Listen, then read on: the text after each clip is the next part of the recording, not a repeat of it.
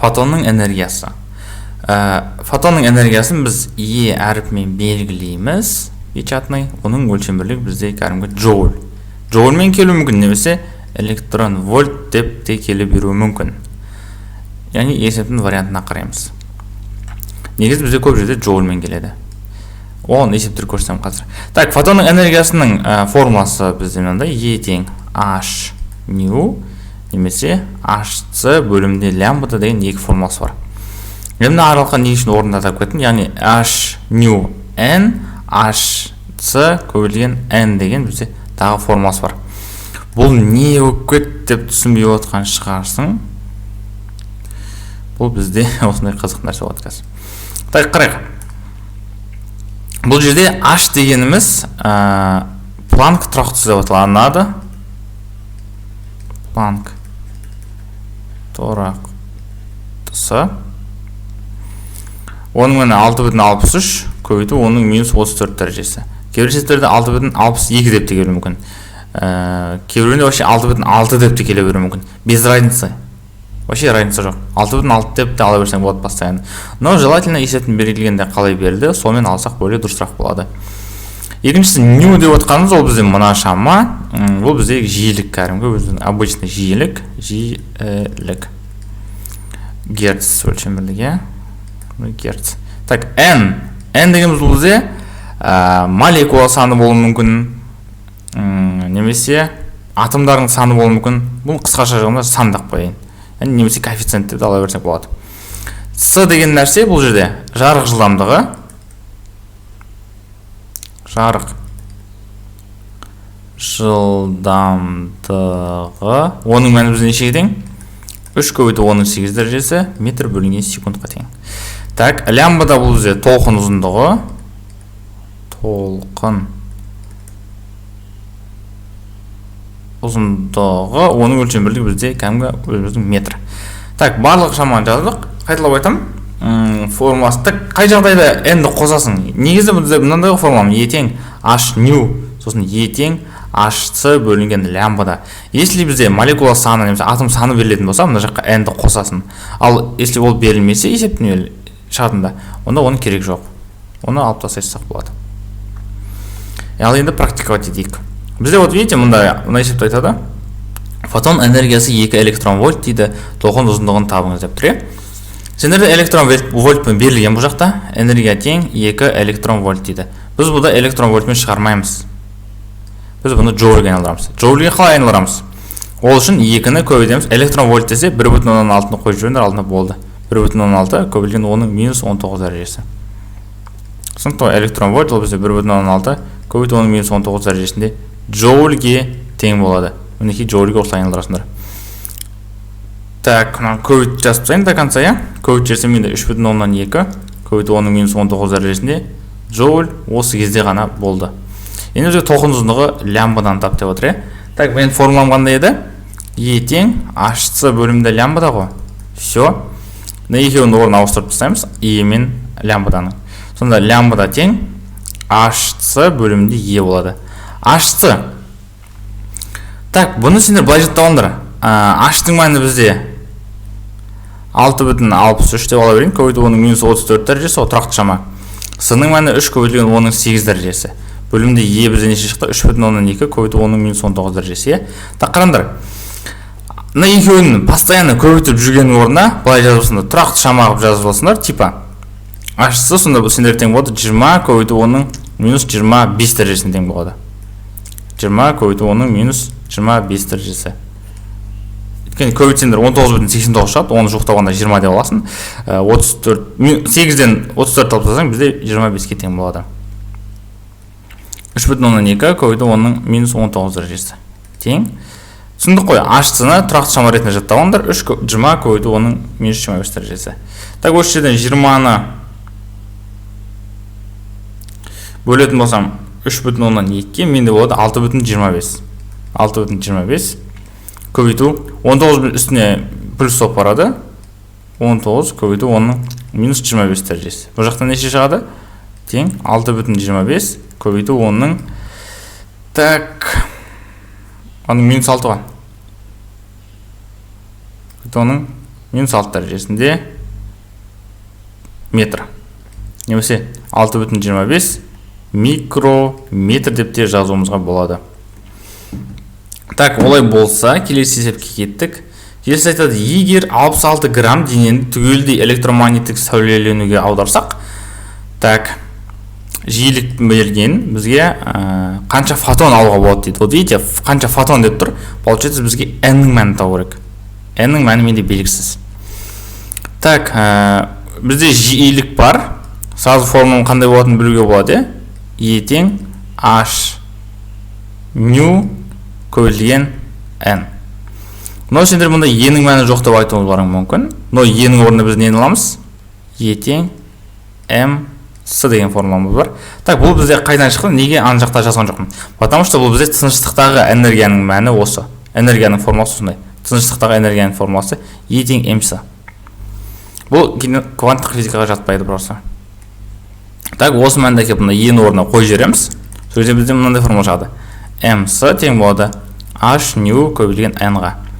n-нің мәнін табу керек, соның қасындағы бөлеміз, яғни h ню астына кетеді, mc үстінде қалады. m-нің мәні менде 66 грамм дейді. Ол дейтін 66 көбейту 10-ның минус 3 қой. с ол бізде тұрақты шама, 3 көбейту 10-ның 8 дәрежесі. Бөлімде h-тің мәні 6,6 көбейту 10-ның минус 34. Видите, бұнда 6,6 деп берілген екен. Так, жиілігі ол менде 10-ның 15 дәрежесіне тең болады. Так, бұл жерде мен былай жазсам болады. Короче, 3 шығатынын айта салуға болады бұл жерде. Сразу өйткені 66-ны 6,6-ға бөліп жүрсем, менде 10 шығады. Екеуін қысқартып жіберсем, менде үстінде 10 қалады. Сонда не қалды үстінде? 3 көбейту 10-ның 1 дәрежесі. Көбейту 10-ның минус 10-ның 5 дәрежесі екен. Мына екеуінің 5 дәрежесі шығып кетеді. Астында менде екеуінен 60 неше болады? 15-тен аламын 34-ті, 19 емес, менде көбейту 10-ның минус 19 дәрежесі. Тең үстінде бізде 3 көбейту 10-ның 6 бөлімде 10-ның минус 19. Минус 19 үстіне болғанда плюс болып барады. 3 көбейту 10-ның 6 көбейту 10-ның 19 дәрежесі. Менде болады 3 көбейтілген 10-ның 25 дәрежесінде. Так, өлшем бірлігі жоқ, потому что бұл жай ғана сан. 3 көбейту 10-ның 25 дәрежесіне тең болады. Так, келесі бізде фотоэффект үшін Эйнштейн теңдеуі деп аталынады. Эйнштейн теңдеуі дегенде мына нәрсені есіңе сақтап ал. Е тең А шығу қосылған Е кинетикалық. Короче, осы нәрсені біліп ал болды. Бәленің барлығы бізде осы формуладан шығады. Яғни Е деген бұл жерде кәдімгі обычно энергия. Так, А шығу деген бұл жерде жұмыс. Обычно шығу жұмыс деп аталады. Ал Е кітап қойған ол бізде кинетикалық энергия. Все, осы үшеуінің мәнінен тұрады бізде. Енді бұл формуланы сен қалағанша өзгерте берсең болады. Мысалға, кванттық физика дейма, сен сразу есіңе осы керек. Потому что кванттық физиканың негізгі формуласы осы. Яғни кванттық физика десе осыны сразу еске алу керексің. Мысалы бізде МКТ десе, Менделеев Клаперон еске түседі ғой. Типа сол сияқты. Енді енің орнына энергия болғандықтан, оның мәні сендер бөліп көрсетейін. Біріншіден мынандай болуы мүмкін. H ню тең А шығу плюс Е кинетикалық энергия болуы мүмкін. Немесе H ню тең А шығу қосылған mv квадрат бөлінген 2 деп жазылуы мүмкін. Екінші қалай? Яғни енің орнына hc бөлінген лямбдадан қоямыз. hc бөлімінде лямбда, А шығу қосылған Е кинетикалық болуы мүмкін. hc бөлімінде лямбда тең болады А шығу қосылған mv квадрат бөлімде 2 болып өзгере беруі мүмкін. Немесе тағы да қандай нәрсе бар? Если фотон саны берілсе. Яғни онда мына жаққа так n-ді қыстырып жіберейік. Мына жерге n-ді қыстырып қояйын. N мына жерге n кетеді. Ол если фотон саны берілсе. Но бізде фотон саны берілмесе, жаңағыдай ала береміз. Енді кинетикалық энергияның мәні берілуі де мүмкін, кейбір есептерде берілмейді. Оны жағдайда мында былай аласыңдар. mv квадрат бөлінген 2 деп.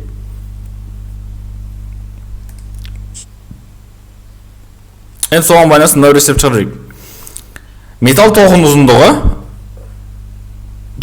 бар менде. Шығу жұмысы бар. Бізде кинетикалық энергияны таппайды. Получается, Е тең А шығу плюс Е кинетикалық қой. Енің орнында бізде не аламыз? hc бөлімді лямбда, А шығу плюс Е кинетикалық дейміз. Все, бітті. кинетикалық энергияның мәнін табу керек. Ол үшін не істейміз? H-ны H бөлінген лямбдадан мына жаққа минус қойып жіберемін. Жоқ. Олай емес. Наоборот, А шығуды мына жаққа минус қойып жібереміз, иә? H бөлімді лямбда минус А шығу, сонда тең болады E кинетикалыққа. E кинетикалық тең болады. H-ның орнында бізде неше? 20 көбейту оның минус 25. Бұны жаңа түсіндіргем, иә? Тұрақты шама ретінде жатамыз. Лямбда. Ол бізде 589 көбейту оның минус 9 дәрежесіне тең екен. Аламыз. Шығу жұмысы ол менде 1,7 көбейтілген оның минус 19 дәрежесіне тең. Так. 20-ны бөлетін болсам 589-ға менде шығады 0,033. 9-дық қойын. Так, көбейту дәрежесі неше болады? Оның минус 9 үстіне плюс болып барады. 9-дан 25-ті алып тастайтын болсам 17 емес па, иә? Ой. 9-дан алып тастасам 25-ті 16.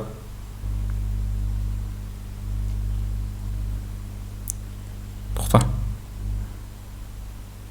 Көбейту оның минус 8-ден 34-ті. 26. Қателесіп кеткен оны. 26 дәреже. Так, туралап қоямыз. Қайтадан H тең болады 20 көбейту оның минус 26 дәрежесіне.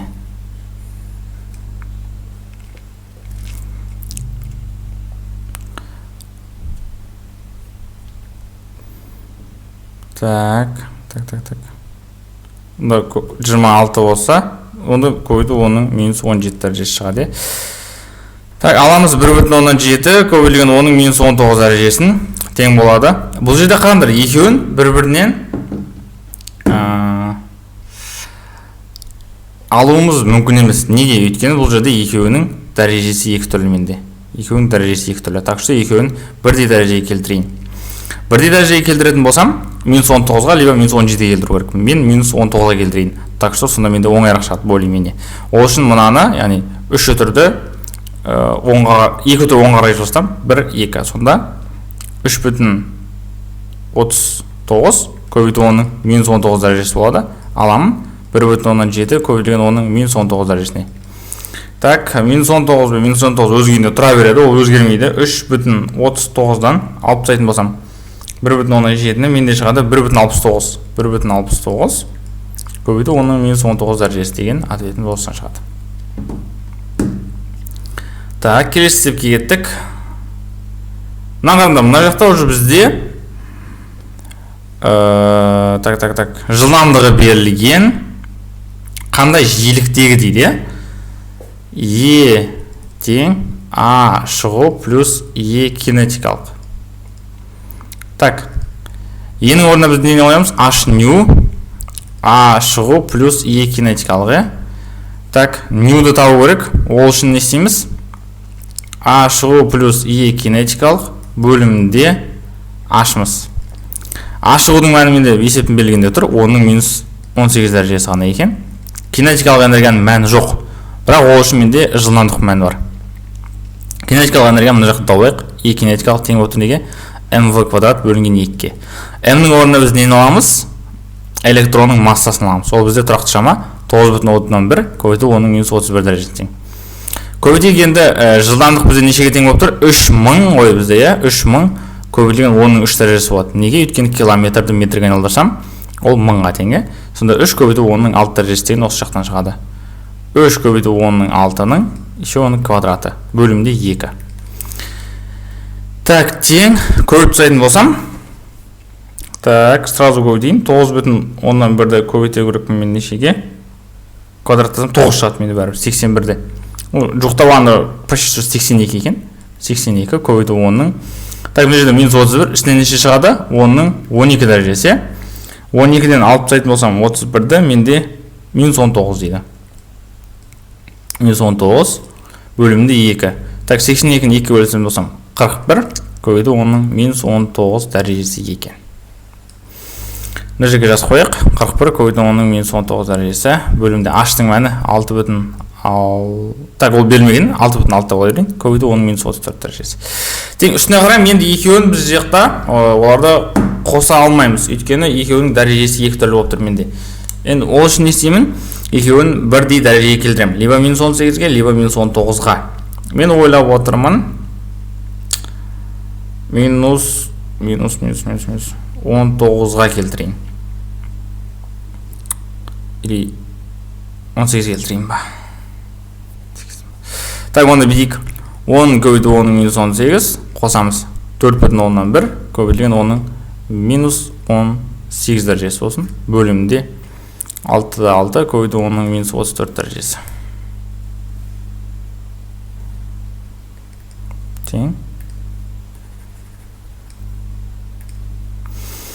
Так, енді осы жерде бірігеріне смело қоса береміз. Но қараңдар, бұл жақтан жерде бірі бар деген сөз ғой бізде. Дұрыс қой. 4,1-ге 1-ді қосатын болсам, менде 5,1 көбейту 10 минус 18 дәрежесі. 6 көбейту 10 минус 34 дәрежесін тең болады. Тең.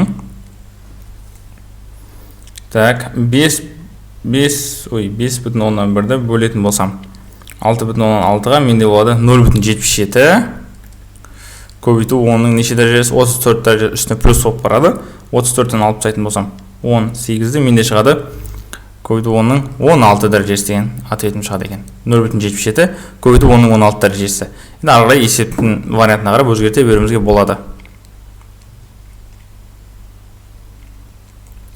Енді қарайық, бізде егер фотоэлектрондар электр өрісі тарапынан тежелетін болса, кинетикалық энергияның өзгеруіне сай толық кинетикалық энергия электр өрісінің жұмысына тең болып кетеді дейді. Бұл мәнді түсінбей отқан шығарсын, мен бұны басынан бастап түсіндіріп берейін. Бұл бізде мына формуладан шыққан, негізі А тең ЕУ деген формулам бар еді ғой менде. Электростатика тақырыбында, иә? Дәл осы жақтан шыққан. Аның орнына бізде қазір Е кинетикалық энергия теңестіреміз. Кинетикалық энергияның формуласы қандай менде? МВ квадрат бөлінген 2. Осы мәнді алып кеп, мына аның орнына қойып жібереміз. Сонда МВ квадрат бөлінген 2 тең ЕУ-ға болады. Көрдіңдер ме? Бұл бізде не деген сөз? Яғни Эйнштейннің теңдеуін мынаны. Мен Е кинетикалық орны сонда ЕУ-ды қоя берсем болады. Е тең А шығу плюс ЕУ деп те жазуымызға болады. Так, кеттік. Соған енді мұны есептерді көрейік. Кернеу бар бізде. Кинетикалық энергиясын табыңыз дейді. Так, все ғой, значит, бұл жерде Е кинетикалық энергияны теңестірдім мен ЕУ-ға. Анау и все. Екеуін бір-біріне көбейте саламыз, болды.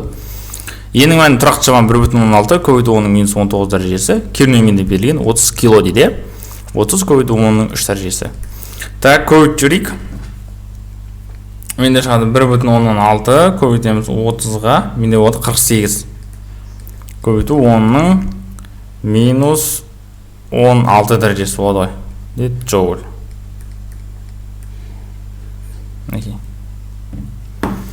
Келесі есепке кеттік. Вакуумдағы диодтың кернеуі бар, жылдамдығы дейді. Диодтың катодтан ұшып шыққандағы жылдамдығы қандай дейді. Бұл жерде енді мына формуланы қолданамыз, яғни ЕУ тең МВ квадрат бөлінген 2 бар ғой, дәл осыны аламыз. Бізге В-ның да мәнін табу керек. Ол үшін 2-ні көбейтіп жібереміз мұнда. 2 көбейтілген ЕУ тең болады МВ квадратқа. В квадрат тең деп қояйын. Онда Е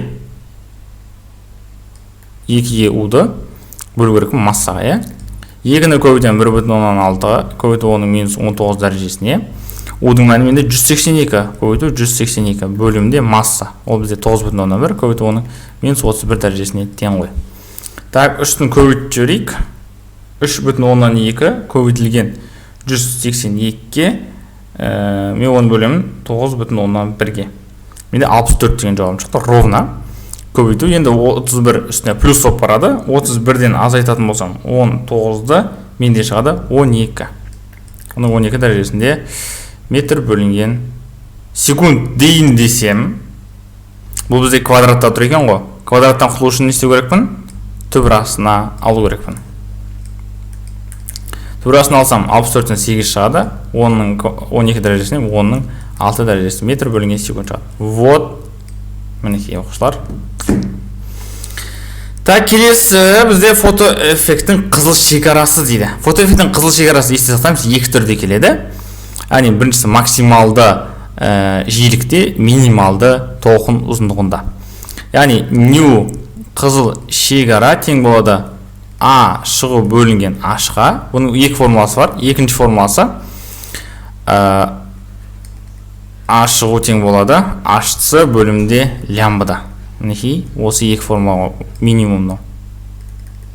Осы максимум. Максимум қызыл шекара екеуде. Осы екі мән бойынша табылады. Егер түскен жарық жиілігі фотоэффекттің қызыл шекарасынан төмен болатын болса, фотоэффект құбылысы бізде байқалмайды.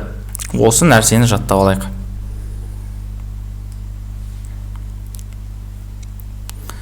Енді соларға байланысты бір-екі есеп шығарып жіберейік. Шығу жұмысы бар, менде фотоэффекттің қызыл шекарасы неге тең дейді. Так, негізі мына жерде есеп кішкене қате берілген. Неге десеңдер, по идее бізде сұрау керек. Яғни жиілігі немесе толқын ұзындығы деп. Но так как бізде толқын ұзындығын табу үшін менде H-тың мәні болу керек, сол үшін мен жиіліктің формуласы екен жоқ, бірақ по идее. Ну да, по идее мұнда бізде қайсы екенін сұрау керек еді. Но сұраған жоқ бізден. Так что жиіліктігіне салып шығарайық онда. New қызыл шекара тең болады А бөлімде H-ға. А-ның мәні менде 19,8 көбейту 10-ның минус 20 дәрежесі, бөлімде H-тың мәні 6,6 көбейту 10-ның минус 34 дәрежесіне тең. Тең болады. Сонда бөліп тастайық.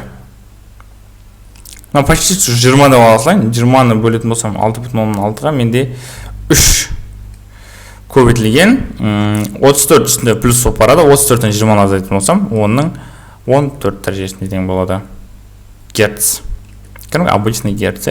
Ал енді екінші түрмен шығарып көрейік, яғни А шығу тең HC бөлімде лямбда ғой екінші формасы. Допустим, бізде лямбдадан сұрасын дейік. Лямбдадан сұрайтын болса, HC бөлімде А болады. Тең HC-ны біз неше болады? 20 көбейту 10-ның минус 26 дәрежесі. А-ның мәнін жоқтауғаны 20 деп ала салдым. Бұны тоже көбейту 10-ның минус 20 дәрежесі. Берілгенінен жоқтай салдым. Екеуі қысқарып кетеді. Сонда минус 20 үстіне плюс болып барады. 10-ның 20-дан көбейтеміз 10-ның минус 26-ға. Менде неше шығады? 10-ның минус 6 дәрежесі. Яғни 1 микрометр деп айтсаңдар болады. 1 микрометр немесе 3 көбейту 10-ның 14 дәрежесіне герцқа тең екен. Так, келесі есеп дәл сондай, но мен бұл жақта только жиілігін таба салайын. Или давайте нені таба берейік, толқын ұзындығы.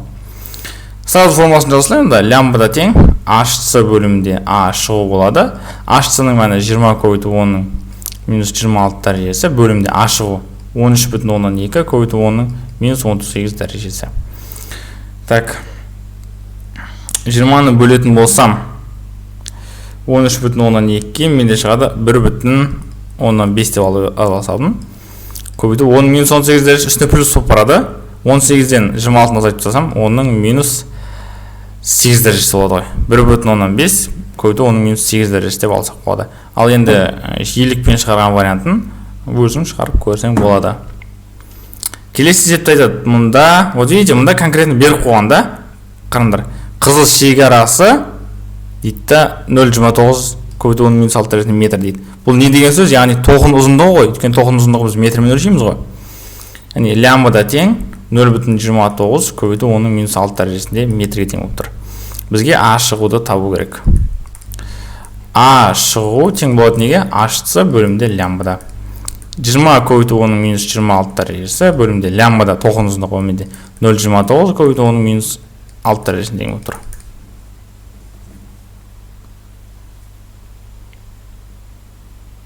Бөліп жүрсе менде 68,9 еді, жоқтап алғанда 69 деп алайын. Көбейту 10-ның, так, 6 дәреже үстіне алғанда плюс болып барады. 6-тан 26-ны азайтып тастасам, минус 20 дәреже болады. Джоуль. 69 көбейту 10-ның минус 20 дәрежесіне джоуль кеткен екен. Яғни өте кішкентай. Так, келесі бізде фотон импульс деп аталады. Фотон импульсын біз P әрпімен белгілейміз. Оның өлшем бірлігі килограмм көбейтілген метр бөлінген секундқа. Оның 3 формуласы бар бізде. Бірінші формуласы P тең HC бөлінген H nu бөлінген C, екіншісі формуласы H бөлінген лямбда. Бұны жазып жаттап алу керек. келесі өтетін нәрсеміз жарықтың қысымы. Жарықтың қысымының формуласы бізде мынау, яғни 1 плюс мынау ро көбейтілген омега т. Так, былай ғой, омега т. Енді қараңдар, бұл жерде мынау астына жазып қойдым белгілендер, яғни ро деген ол бізде шағылу коэффициенті, мынау бізде энергия, орташа энергия точнее, мынау ток күші деп ойлап қалмаңдар, бұл жарықтың интенсивтілігі. Барлығының өзінің мәндері бар бізде. Көріп тұрсыңдар ғой. Просто мынау есебіне жарықтың қысымы деген көп келмейді, но формуласы келіп қалады. Мына формуласы в основном келіп жүр тесттерде. Так что бұл жақтан негізі в основном формуланы жаттап алсаң дұрыс болады.